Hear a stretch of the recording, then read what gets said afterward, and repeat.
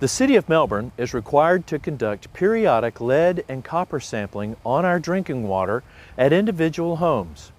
I wanted to take a moment to express our appreciation to you for agreeing to participate in this important test program.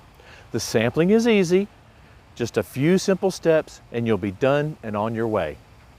First, check the information on the sample bottle. If it isn't correct, change it on the form that came with your instructions. Once everything is correct, please sign the form. The sample should be collected from your sink first thing in the morning before anyone has used it since the night before. Or, if everyone is away during the day for at least 6 hours, you can take the sample when you get home from work. To make sure the test is accurate, the important thing is to make sure that the water has not come through the tap for at least 6 hours. To take the sample, place the open bottle under your kitchen or bathroom faucet. Turn on the cold water and completely fill the bottle up.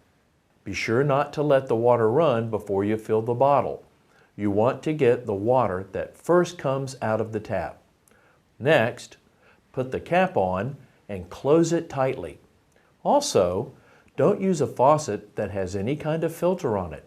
And remember, your sample won't qualify if your home has a water softener, reverse osmosis, or other filtration system installed. Put the sample bottle, along with the completed and signed form from your packet, back in the delivery bag and set it outside your front door by 9 a.m. on the day that's shown on your instruction sheet. We will pick the sample up and send it off for analysis.